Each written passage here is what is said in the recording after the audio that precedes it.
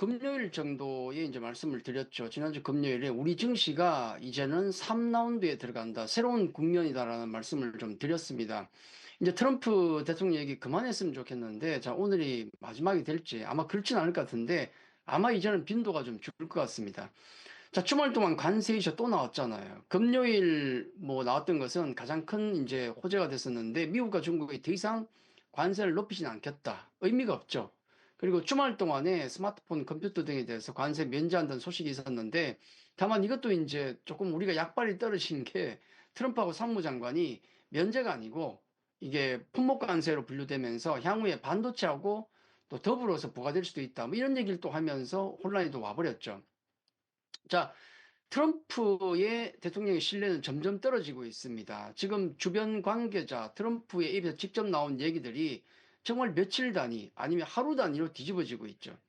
처음에 각국의 상호 관세를 부과한다 할 때부터 해서 저 계산 방식 자체가 거의 주먹구구식이지 않습니까? 누가 봐도 좀 우습고 또 중간에 대중국 관세를 높이는 과정에서 그들도 적응한 수치를 헷갈릴 정도로 관리가 안 되는 모습이죠. 우리 자충수라는 표현 자주 쓰고 있습니다. 지금 나오고 있는 스마트폰에 대한 어떤 면제, 관세 문제가 왜 나오겠습니까? 그들 기업, 바로 애플이 지금 큰 피해를 보고 있으니까. 중국 생산이 거의 80%가 넘으니까. 그렇죠? 애플로서는 당장 그 생산 라인을 어떻게 미국으로 당장 가져오겠습니까? 소비자들도 그런 상황을 놓고 보면, 야, 이거 관세 맞으면은 애플 스마트폰 가격이 두 배, 세 배 뛰겠다.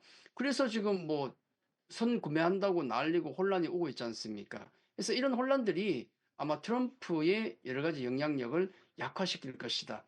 자, 지난주 금요일도 말씀드렸지만은 시장도 이제는 다른 반응이 나오고 있죠.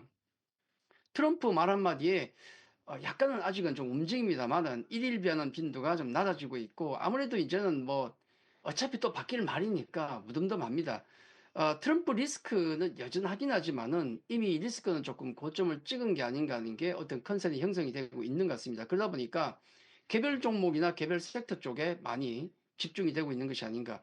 자, 앞서 말씀하셨다시피 우리 지금 현재 큰 변수, 큰 내외적인 변수 두 개가 있는데 외부 변수는 여전히 트럼프 관세 이슈. 물론 갈 길은 멉니다만은 정점은 지났다는 생각 때문에 어떤 관세로 고생했던 대형주들이 그래도 하방 경직성은 확보하고 있지 않습니까? 오늘 현대차 안 빠졌잖아요. 하도 많이 빠지다 보니까.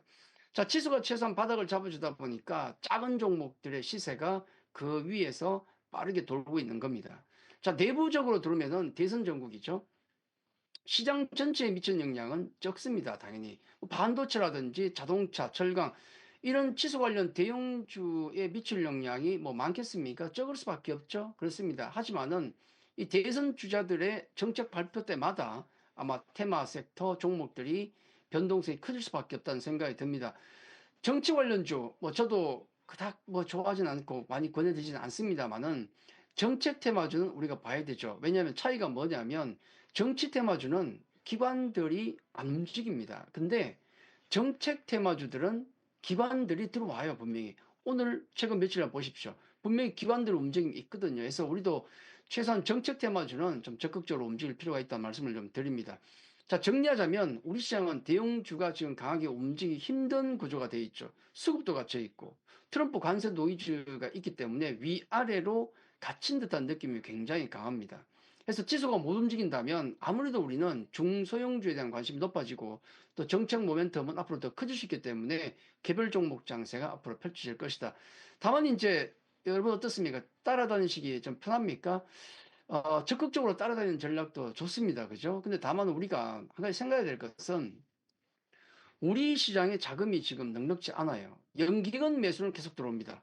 뭐 천억이든 500억이든 꾸준히 들어오는데 외국인 매도는 지속되고 있지 않습니까? 거기다가 개인 투자자의 자금 같은 경우도 답답해요. 왜냐하면 미증시 이번에 급락 나올 때 지난주에도 무려 미국 주식 순매수를 뭐 2조 7천억인가요?